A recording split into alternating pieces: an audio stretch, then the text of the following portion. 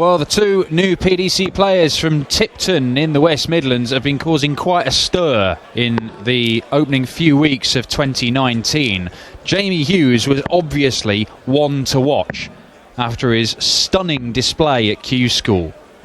And he has thrown some big averages and looks really in the mood. He's going to take on Devon Peterson to close out this afternoon's action here at Reds Bar Stage 2 at the Ladbrokes UK Open. But do not overlook this man, Scott Baker, who was superb in earning his tour card at Q School, was not the most heralded name for the BDO to come over and give it a go, but immediately made a big impact by going on and making a semi-final in his opening weekend, only beaten by the eventual champion Michael Van Gogh, and he got closer to beating Van Gogh than anybody else did that day. First leg, Scott to throw first. Game on. In fact, in 3 weekends of PDC action, he's already picked up nearly $6,000. Which isn't bad going, is it? For the mod, you get a new scooter with that. He's already got one. He's already got a very good one as well. Has he really? Yeah, fully restored, I believe. So it begs the question: if he makes a big TV event, can he do a Bob Anderson and come motoring down that walkway on his Vespa? Well, I'm not sure. I would assume it'll be from tonight when we get the walk-ons, like the full walk-ons, even here in Stage 2. 42. Because I think we're going to have 4 first 10 games from this evening where you'll get individual walk-ons. And I'm not suggesting he's going to bring his... I'm interested to know what his walk-on song will be. I would imagine it'll be... What's it going to be? The Who?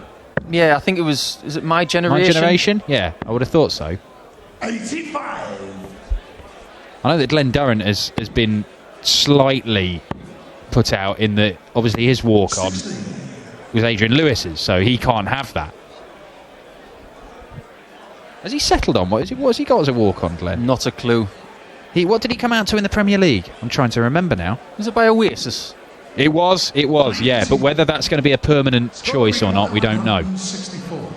164 needed for Baker, not going to happen. Ratajski. 60. No, I mean, this man is class. Another one? Yeah. Is it there? No, it's not. Had to look twice. He was shielded by that first dart. Baker. Pick your single. 80. Almost hit your double. That was a very good effort. And Ratajski looking for tops. Very well indeed. What are we going to get from Krzysztof this year? Well, we know what we got last year, and the way he finished the season. Wow. He really did take it all to the bank and put himself in the top 64. Got himself here to Minehead on exactly £20,000. Yes. By winning 2 events and not cashing in anything else. Yeah, the man is... You do not win 2 Pro Tours in the same weekend, which is what... Only 3 people did it last year. Michael Van Gogh and Gary Anderson and that man Krzysztof Ratajski. Obviously, Gerwyn Price has done it this year. We know how well he's playing. He has got to be one of the players to watch this weekend. I know he only got a draw with Luke Humphries, although Luke Humphries currently 3-0 up on Vincent van der Voort over on the main stage. Well, Gerwyn, of course, 2 years ago was beaten in the final by Peter Wright. So maybe this is the time where Gerwyn Price is to be tested from a rankings perspective, because he has some stuff to defend. He does, but the money has gone up this year, of course, and Gerwyn Price, I think there's a genuine argument that when you're looking at who the most informed players in the world are right now, Gerwyn Price has got to be featuring in the top 4. So you'd be expecting him to make the semi-finals on that showing. Not to paraphrase Jim White, but social media is in meltdown about some people saying he's the second best player in the world right now. Yeah, well, I mean... He divides opinion, let's say that. Double top to double the lead. 77. Not quite. But Ratajski is going to come back. I think maybe what we're seeing here is the development of the Scott Baker stage game, which is going to be pretty hard to keep up with his floor game, but I think he's more of a floor player right now than a stage player. But tops for Ratajski to deny an opportunity for Baker to take the 56.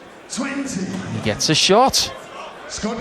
Didn't expect that when Ratajski had a dart to take the 117 out and Baker was nowhere. But we have a level game here. The thing that impresses me most about Scott Baker, apart from his look, which I think is very recognisable, very fast, which is very good from an image perspective. 80. But he just doesn't complicate things. He has a very easy stance. He stands very upright. Feet are close together. And when he throws, he doesn't move. But he approaches the game, in my opinion, very much like Dave Chisnell. Gets up there. His action's very natural. And just flings it where he looks. And he throws a very light dart. I didn't realise that. How light is it? I think, I was told once, I haven't had this corroborated yet, but I think they're 12 grams. Oh, the old sort of Steve Bunting style 12. I mean, that is a very light dart. Yeah, they're very light. They could well be 14s. Well, they do look small. 140. It'll be interesting. We'll see if we can get that confirmed for later on in the day. But Scott Baker and Krzysztof Ratajski. Look, when on paper, the third round games that were confirmed, this looked like it could be an absolute cracker. Krzysztof Ratajski, back in just before the World Championship here, was involved in a blinder with Gerwin Price, so they both average 105 plus. Yeah, that was arguably the game of the tournament, or, well, pretty much until the final, which was, as it turns out, the performance of the year for Daryl Gurney, with Baker on tops. He was shy on that one, and he's the one who was gifted the opportunity to Ratajski now. And this one only needs one treble for a bullseye shot. 14's the targets. It is the bull. 99. Not far away from the Polish number one. Yeah, just over the wrong side of the fence. Double five. Yes, a lovely dart from Scott Baker. And that's what you call using the guide. Clattering off that barrel. I wonder if Scott Baker would be very interested in walking out to something by Boney M. They had a song called Ma Baker, didn't they? Look, I mean, again, for the second time today, Paul, I'm going to have to bow down to your knowledge. When it comes to Boney M and professional wrestling, I'll hold my hands up. You know far more than I. And I don't think he's going to change, though, because he's pretty much set in his ways as Scott. yeah, well, look, as you said, you've got a nickname and the look. You've got an identity there that people go, oh, that's that mod guy. That's good. Yeah, come on with the helmet on. You know, the helmet from the bike. Yeah, and look, I mean, there's all sorts you can do with that look. First maximum for Krzysztof Ratajski, the Polish Eagle, a man who had a bit of a rebrand himself. Wasn't that long ago that Krzysztof just used to turn up in a random polo shirt and was just Krzysztof Ratajski. 49.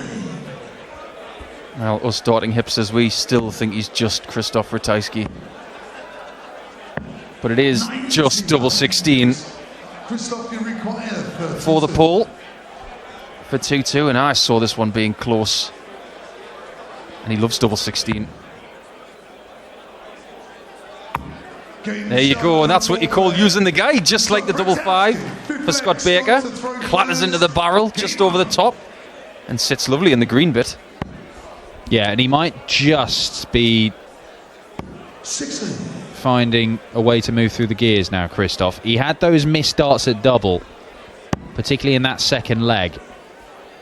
That's obviously ruined his averages, but look, it's just climbing now. We're in the mid-90s, and in a best-of-11 game, if Krzysztof Ratajski's involved, by the end of the game, he's going to be averaging between 95 and 98.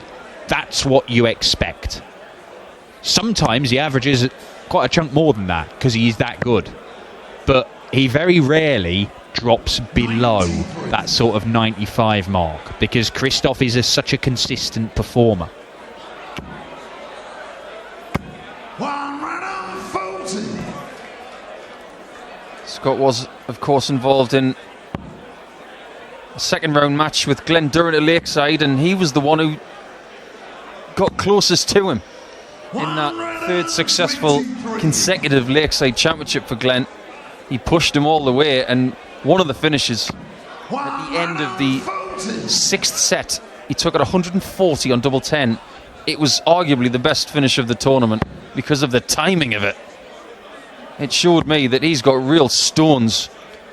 Right, he doesn't, as you said, you alluded to earlier, he barely has time to think about things, because he just plods up to the hockey, stands there and delivers. 44. And, you know, just then it was a poor first start, but straight away treble 13 gets the dart at double 16. That's a great first start from Krzysztof. It's going to be the bullseye. Oh, look at that one. Take a photo, if you will. That is the bullseye of the bullseye of the bullseye of the bullseye. Krzysztof to throw first. Game on. The pole. 3-2 up. 1-0 up, 2-1 down, 3-2 up. We're going to get one of those topsy-turvy games where the lead keeps changing hands. We could do. 85. You mean a curly-whirly game? Well, the brands of works as chocolate well. are available. 100.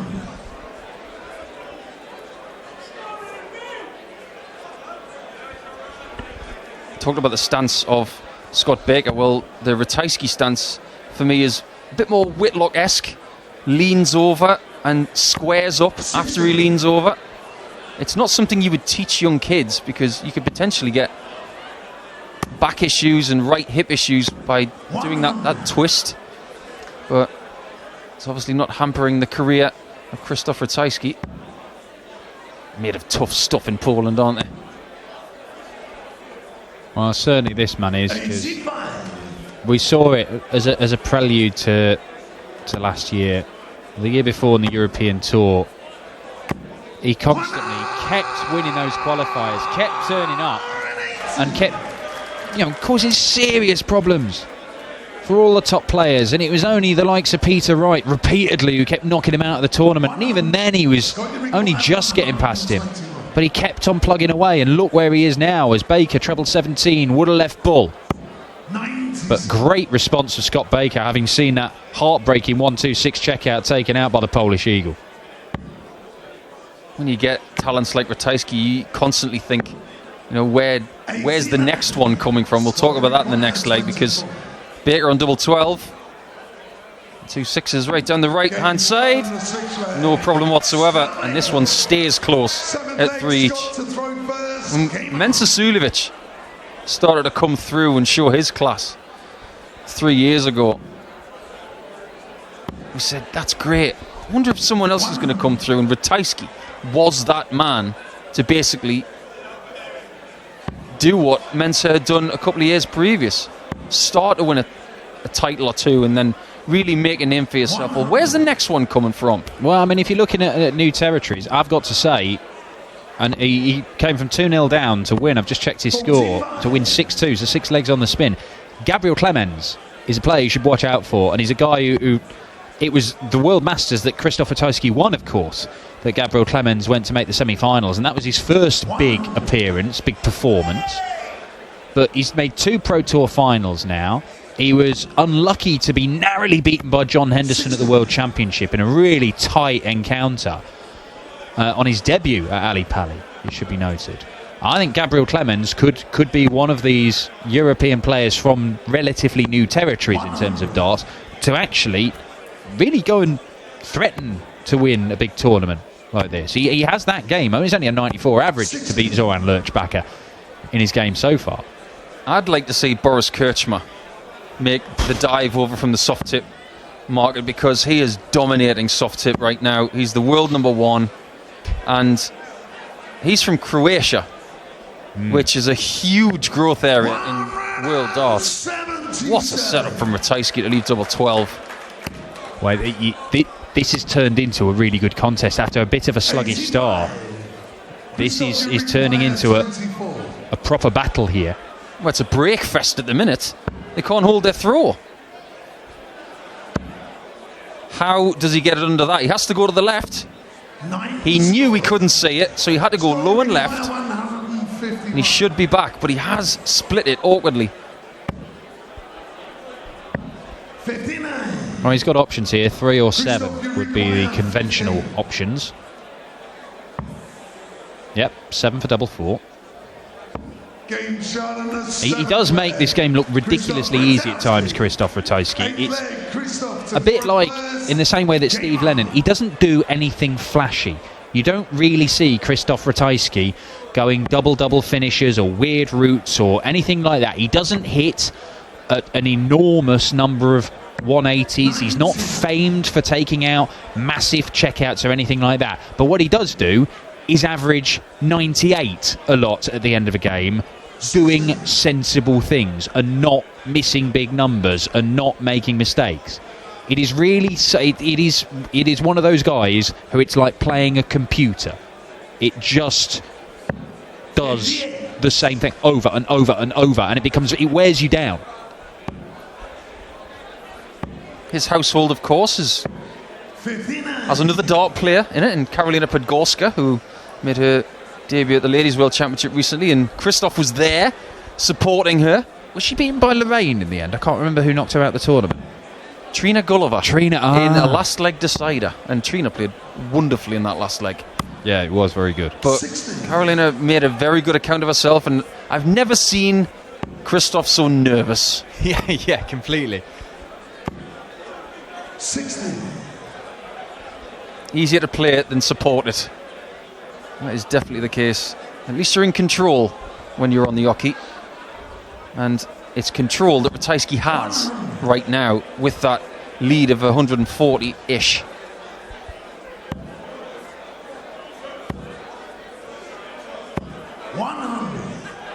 Well, we could see a 2-leg gap open up in this game for the first time. We should do after that dart. Yeah, really good. And Ratajski's one of those guys with his darts going in the board. They're not completely flat, but they don't stand up much, and he seems comfortable going over the top or underneath. A bit like Rob Cross in that respect.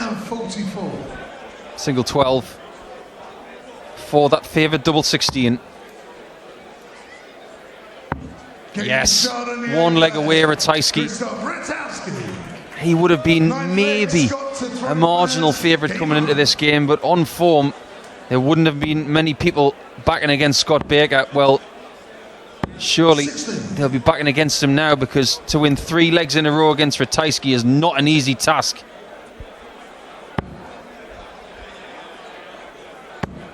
Well, a player we've already seen on this board, Aaron Monk, might be about to book his place in tonight's action, because he's 5-4 up on a former UK Open champion in Robert Thornton. 16. Josh Payne, one of the few players with perhaps even bigger muscles than Aaron Monk, is 5-3 up on Jamie Bain, and Simon Stevenson has just completed a victory over former world champ Mark Webster. 45. And Brendan Dolan 2-0 up in his game. We said about Brendan, there's signs. It was here back in November, start November, where he showed us he might be very, very dangerous again. Yeah, nobody wants to play against Brendan. And this is no disrespect to big stuff whatsoever, but that's when he's on form and when he's off form. That 9 from Ratajski may just be a little bit of a red flag to the bull-like nature of Scott Baker. Just needs to see a tiny bit of weakness, does Scott. And maybe he can just press on and put a bit of pressure on Ratajski. Well, it's the next leg, isn't it? That's the one where Ratajski has to close it out on his own throw. And you almost get the feeling he's thinking about it already. He's thinking, why did I stay on the 60 there? And that's typical Scott Baker right there. He thought about something for probably a second and a half, if that, and then just moved on. 100. Scott, you require 62. Double 16 to be within 1, and a little bit of exasperation from the mod. But now, that's 1 down and 2 to go. Ratajski only needs 1. That feeling must be incredible. When you throw in for the match, knowing if you are broken, then you become second favourite again, and your first start, bang, straight in the middle of the treble 20. Whereas that feeling must be really, really agonising for Scott Baker. You'd love a 140 just to keep pace. The last thing you want to do is have a treble less visit. And Ratajski, bang! That is class. It's the word I used at the start of this game to describe Krzysztof Ratajski, and it is exactly what he is showing here in a wildly important leg. And look at this, 140, 180. The first dart has been perfect every single time. He's on for a 10-dart leg here to win the match. He'll take an 11 or 12. Baker's got to be crafty here. Cannot leave a finish now. As soon as you hit that 60, I mean, it was the wrong shot to start with, but as soon as you hit the 60, you've got to go 19s. But now it's double 16 for Ratajski. Plenty of the bed to aim at. And he got the wrong one. But he'll be back for double 8. An ironic little grin from the pole. Well, at least he knows he can hit it. But Baker's given him something to think about. He's back on 125. This should be it.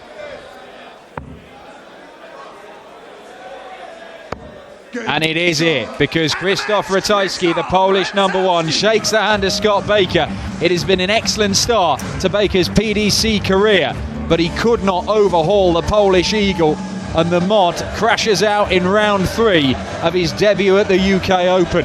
Ratajski, we'll see him again tonight, but we've got one more game this afternoon. It is the South African #1 versus a man who was involved in the first round action here on streaming board